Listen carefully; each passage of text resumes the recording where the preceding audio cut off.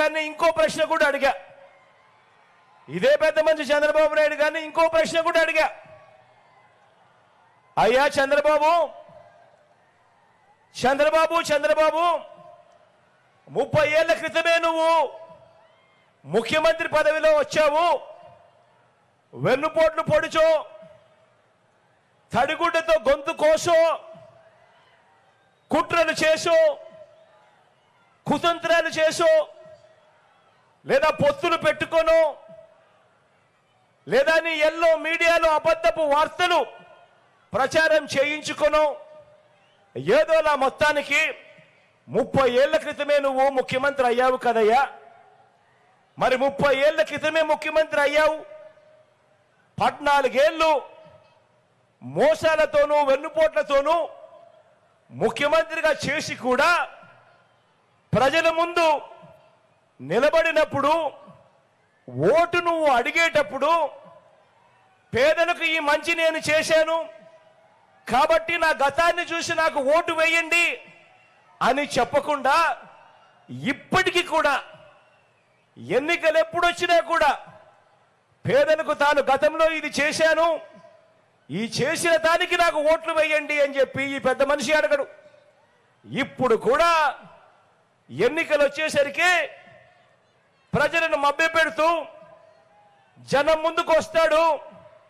నేను అది చేస్తాను, నేను ఇది ఇస్తాను అని తన గతం గురించి చెప్పడు. కానీ ప్రజలను మభ్యపెట్టే కార్యక్రమంగా నాకు ఓటేస్తే నేను కేజీ బంగారం ఇస్తాను, నాకు ఓటేస్తే నేను ఇంటింటికి బెంజ్ కారు కొనిస్తాను, నాకు ఓటేస్తే ముఖ్యమైన హామీలు ఇస్తాను, నాకు ఓటు వస్తే సూపర్ 6 సూపర్ 7 అని ఇలాంటివి మాట్లాడతాడే. కానీ నేను ముఖ్యమంత్రిగా 14 ఏళ్ళు పరిపాలన చేశాను, ప్రతి పేదవాడి గుండెల్లో గుడి కట్టుకున్నట్టుగా ఆ పేదవాడికి నేను ఈ మంచి చేశాను, ఈ మంచి స్కీము తెచ్చాను, దీన్ని చూసి నాకు ఓటు వేయండి అని చెప్పి ఏ రోజు అనడు ఈ పెద్ద మనిషి చంద్రబాబు నాయుడు గారు.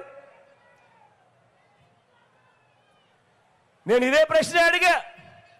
మీ ముందు ఇదే సిద్ధం సభల్లో ఎన్నో సందర్భాలలో సిద్ధం సభకు వచ్చిన లక్షల మంది ముందర ఇదే ప్రశ్న కూడా అడిగా. పోనీ దీనికైనా సమాధానం చెబుతాడా అని అంటే దీనికి చెప్పడు, నాకైతే చెప్పడు, కనీసం మీకైనా చెప్పాడా అని అడుగుతా ఉన్నాను. ఇలా అబ్బా 2 చేతులు పైకెత్తాడు, ఇలా ఇలా ఇలా ఇలా ఇలా ఇలా ఇలా ఇలా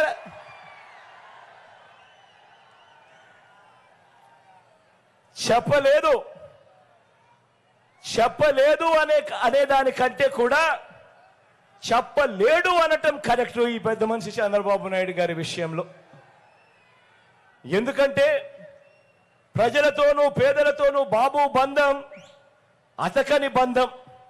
అందుకే నోటికి ఆయన ఫెవికాల్ వేసుకుంటాడు, నోటికి ఫెవిక్విక్ పూసుకుంటాడు, పూసుకొని నోరు మూసుకుంటాడు.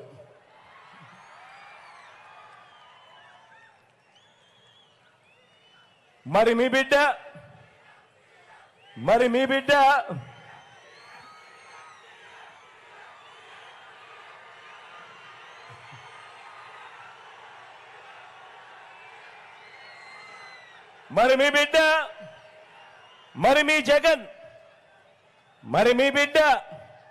మీ జగన్ సిద్ధం అని సభలు పెట్టి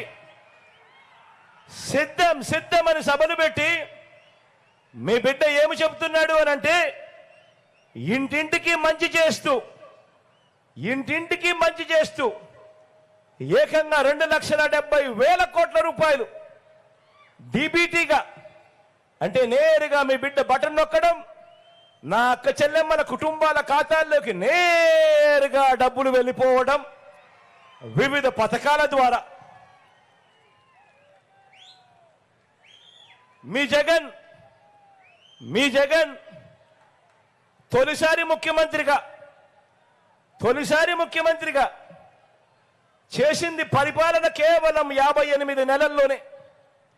ఈ 58 నెలల పాలనలోనే ప్రజలు ఒక్కసారి మీ బిడ్డను ఆశీర్వదిస్తేనే ఈ 58 నెలల పరిపాలన తర్వాత అదే ప్రజల ముందర మీ బిడ్డ నిలబడి మీ జగన్ మీ బిడ్డ ఏం చెప్తున్నాడు అనంటే ఇంటింటికి మంచి చేస్తూ ఏకంగా 2,70,000 కోట్ల రూపాయలు నా అక్క చెల్లెమ్మల కుటుంబాల ఖాతాల్లోకి మీ బిడ్డ రాష్ట్రంలో ఎప్పుడూ జరగని విధంగా చేశాడు అని చెప్పి మీ బిడ్డ గొప్పగా మీ ముందర నిలబడి చెప్పగలుగుతా ఉన్నాడు ఈరోజు. మీ బిడ్డ ఈరోజు మీ అందరి ముందర కూడా గొప్పగా నిలబడుతూ ఏకంగా మేనిఫెస్టో అన్నది ఒక పవిత్ర గ్రంథము. ఎన్నికలప్పుడు మనం ఏదైతే హామీలు ఇస్తామో ఎన్నికలు అయిపోయిన తర్వాత అవి చెత్తబుట్టలో కాదు వేయాల్సింది. ఆ ఎన్నికల మేనిఫెస్టోను ఒక భగవద్గీతగా, ఒక ఖురాన్గా, ఒక బైబిల్గా భావిస్తూ ఏకంగా 99% హామీలను నెరవేర్చి మీ బిడ్డ మళ్ళీ మీ ముందుకు వచ్చి ఇదిగో మేనిఫెస్టో, ఇదిగో 99% హామీలు నెరవేర్చిన మీ బిడ్డ అని చెప్పి మళ్ళీ మీ ముందర నిలబడి ఆశీస్సులు కోరుతా ఉన్నాడు మీ అందరి ఎదుట.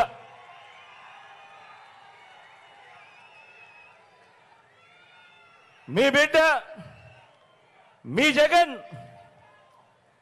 ఇంటింటికి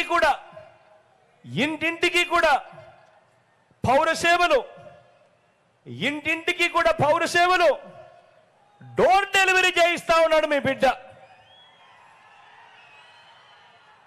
అది పెన్షన్ కావచ్చు, రేషన్ కావచ్చు, లేదా వివిధ పథకాలు కావచ్చు, లేదా బర్త్ సర్టిఫికెట్ కావచ్చు, లేదా కాస్ట్ సర్టిఫికెట్ కావచ్చు, ఏదైనా కూడా మీ బిడ్డ మీ ఇంటి వద్దకే వచ్చే పౌర సేవలను ఇంటింటికి పంపిస్తా ఉన్నాడు మీ బిడ్డ.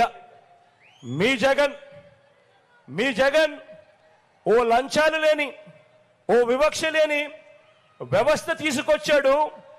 మీ జగన్ ఎక్కడ ఎవరు లంచాలు అడగడం లేదు, ఎక్కడ ఎవరు వివక్ష చూపించడం లేదు.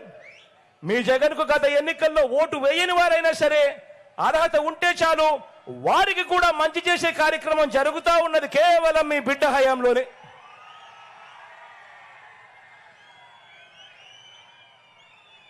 ఓ లంచాలు లేని, ఓ వివక్ష లేని వ్యవస్థ తీసుకువచ్చాడు మీ జగన్. గ్రామాలలో మన స్కూళ్లను మార్చాడు మీ జగన్. గ్రామాలలో మన హాస్పిటళ్లను మార్చాడు మీ జగన్. గ్రామాలలో మన వ్యవసాయం మార్చాడు మీ జగన్. సామాజిక న్యాయానికి అర్థం చెప్పాడు మీ జగన్. అవ్వ తాతల సంక్షేమం, అక్క చెల్లెమ్మల సాధికారత అంటే ఇది అని చేసి చూపించాడు మీ జగన్.